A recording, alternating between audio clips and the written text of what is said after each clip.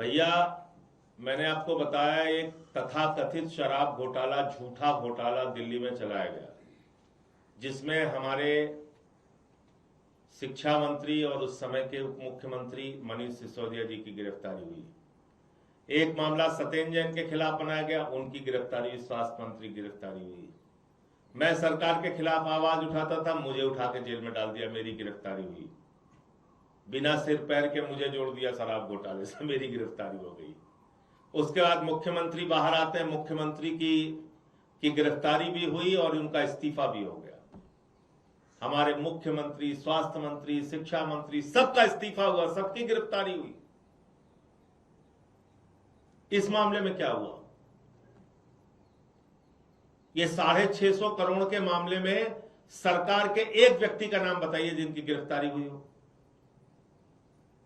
और आखिर ये सवाल क्यों नहीं पूछना चाहिए कि 10 सीनियर डॉक्टर को किनारे करके वत्सला अग्रवाल, जिसके खिलाफ भ्रष्टाचार का मामला चल रहा था, उसको डीजीएचएस कैसे बनाया गया?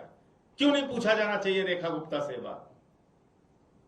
क्यों नहीं पूछा जाना चाहिए कि लोकल केमिस्ट से 450 करोड़ रुपए की खरीद आपने कैसे कर ली? क्यों नहीं पूछा जाना चाहिए कि आपको अकल नहीं है, अगर एम्स में 150 रुपए की चादर वही सप्लाई हो रही है तो आप 450 करोड़ की कैसे खरीद रही हैं? ये कोई ऐसे मामले तो है नहीं जिसमें मंत्री के साइन ना हुए हो, या मुख्यमंत्री के साइन ना हुए हो, या इसकी स्वीकृति ना हुई हो। या ऐसा कोई छोटा मामला तो है नहीं कि 25 लाख रुपए की खरीद हो गई, चलो किसी को पता नहीं चला। ये तो 650 करोड़ की खरीद हुई है ना भैया। इसकी जानकारी मुख्यमंत्री को नहीं हुई, मंत्री को नहीं हुई, अधिकारियों को नहीं हुई, किसी को नहीं हुई। और राजीव रंगीला करके, लुटेला करके निकल गया हो। रंगीला कह रहा है 7 दिन में अलग अलग रंग की चादर बिछाई जाएगी दिल्ली में। हम कह रहे भैया 15 रंग की चादर बिछा लो। सर, इस पूरे मामले की शुरुआत दिल्ली सरकार ने एसीबी में सवाल पूछ रहा हूँ, उसका बैकग्राउंड थोड़ा सा बता रहा हूँ। स्वास्थ्य विभाग के 40 कर्मियों को तबादला किया गया था मुख्यमंत्री के द्वारा। उसके बाद जांच के आदेश दिए गए और उस जांच में जो कुछ भी पता चला, उसके बाद एसीबी को बोला गया था कि इस पे एफआईआर रजिस्टर करो। ये सरकार के संज्ञान में था और मुख्यमंत्री के कहने पे किया जा रहा। मेरा सवाल ये है, कुछ लोग ये कह रहे हैं कि मुख्यमंत्री और स्वास्थ्य मंत्री के बीच में एक लड़ाई चल रही है और उसकी वजह से, उस खींचतान की वजह से ये सब चल रहा है। उस लड़ाई से हमारा कोई लेना देना नहीं है। हम तो जनता के पॉइंट ऑफ व्यू से सवाल उठा रहे हैं। आप रोज अपना सर फोड़िए बंद कमरा करके, एक दूसरे को गाली गलौज कीजिए, उससे हमारा क्या लेना देना है? ये आपके पार्टी का अंदरूनी मामला है, आपके सरकार का अंदरूनी मामला है। अगर आपका स्वास्थ्य मंत्री से पट नहीं रहा, उसको बर्खास्त करके बाहर कीजिए। भाई, अगर आपके स्वास्थ्य मंत्री से आपकी पटरी नहीं खा रही, आप उसको बर्खास्त करके बाहर कीजिए ना।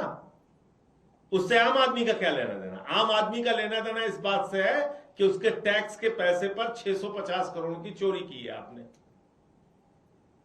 और ये बात कोई विश्वास नहीं करेगा। वत्सला अग्रवाल की नियुक्ति किसने किया? मुख्यमंत्री ने किया, दिल्ली के एलजी ने किया।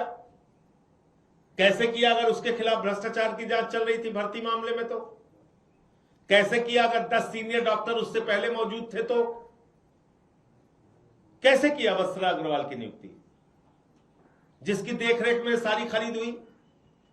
अच्छा, ये कोई छोटा अमाउंट नहीं है कि मुख्यमंत्री और मंत्री को पता नहीं चला और खरीद हो गई। ऐसे तो हो नहीं सकता ना। और तबादला कोई कार्रवाई होती नहीं। भाई, आपने कुछ डॉक्टरों को उठा के यहां से वहां कर दिया, इससे कौन सी कार्रवाई हो गई? उनको नौकरी करनी है, चाहे इस अस्पताल में करें चाहे उस अस्पताल में करें। ये कोई यूपी बिहार जैसा बड़ा स्टेट भी नहीं है कि एक डॉक्टर को उठाइए और 500 किलोमीटर दूर आप भेज दीजिए। इसी दिल्ली शहर में यहां से वहां चले गए वो। आपको क्या लगता है, अगर ये किसी दूसरी सरकार का मामला होता तो क्या सिर्फ ये जांच एसीबी तक सीमित रहती?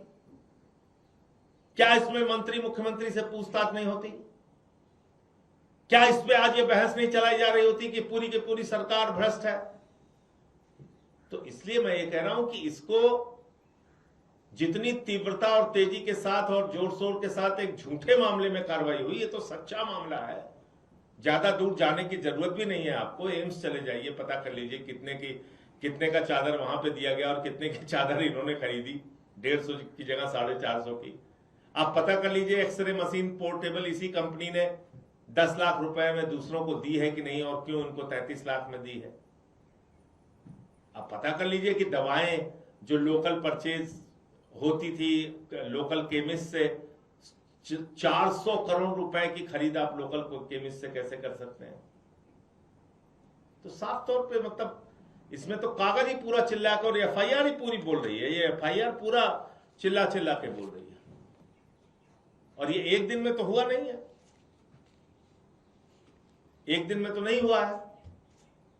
तो इस बात ये कहना कि इसमें मुख्यमंत्री बहुत नादान है और उनको कुछ पता नहीं चला, ये गलत होगा। ये सब उनकी जानकारी में हुआ होगा।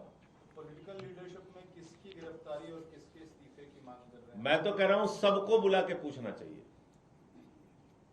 अगर एक डॉक्टर को 10 सीनियर डॉक्टर को दरकिनार करके डीजीएचएस बनाया जाता है, तो इसके पीछे का कारण क्या है, ये पूछताछ मुख्यमंत्री से भी होनी चाहिए और एलजी महोदय से भी पूछना चाहिए कि क्यों कैसे उनकी नियुक्ति हुई। दूसरी बात, अगर ये खरीद हुई है और आपको ये पता है कि दूसरे अस्पतालों में सस्ते दरों पर यही सामान मिल रहा है, बिक रहा है, जेम पोर्टल पे यही सामान सस्ते में मिल रहा है, तो ये तो एक बड़ी सामान्य सी बात होती है। आपने जानकारी में ये बेईमानी की है, तो स्वास्थ्य मंत्री और मुख्यमंत्री दोनों से इस मामले में पूछताछ होनी चाहिए। जो और अधिकारी इसमें शामिल हैं उनसे पूछताछ होनी चाहिए। ये जो फर्जी कंपनियां बनाए हुए थे, ये तमाम दलाल, इनसे किनके संबंध हैं उसकी जांच होनी चाहिए। तो बिना आप इन लोगों का इस्तीफा लिए, बिना इन पे कोई कार्रवाई किए, कैसे आप यकीन दिलाएंगे कि कोई इसमें न्याय मिलेगा। सर, एथेनॉल को लेकर सरकार आज एक प्रेस वार्ता करने जा रही है। देश भर में एथेनॉल को लेकर कई सारी बातें निकल के सामने आ रही है, लोग काफी नाराजगी जता रहे हैं। तो सरकार ने इंडस्ट्रियल एक्सपर्ट्स को बैठाया है, वो प्रेस कॉन्फ्रेंस करेंगे और उसका जवाब देंगे। देखिए, पहले प्रेस कॉन्फ्रेंस देखनी होगी कि वो एथेनॉल के पक्ष में बात कर रहे हैं कि उसके खिलाफ बात कर रहे हैं, क्योंकि जो वीडियो सामने आए हैं देश भर से, वो तो यही बताते हैं कि उसके कारण से गाड़ियों के इंजन खराब हो रहे हैं, लोग परेशान हो रहे हैं, उनकी गाड़ियां रास्ते में रुक जा रही हैं। तो ये चीजें एक नहीं, सैकड़ों घटनाएं देश भर में वीडियो बना बना के लोग सोशल मीडिया पे डाल रहे हैं। अब उनकी कोई व्यक्तिगत लड़ाई तो मोदी जी की सरकार से है नहीं।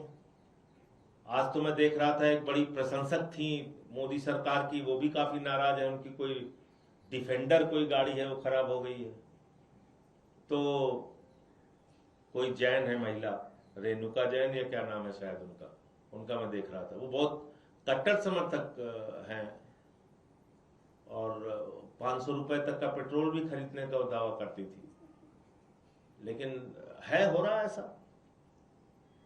तो मुझे लगता है कि ये पहले पता चल जाए कि प्रेस कॉन्फ्रेंस में वो अपनी खामियों को डिफेंड कर रहे हैं या एथेनॉल बंद करने जैसी कोई बात कर रहे हैं, ये देखना पड़ेगा। उसके बाद ही कोई प्रतिक्रिया देना ठीक होगा।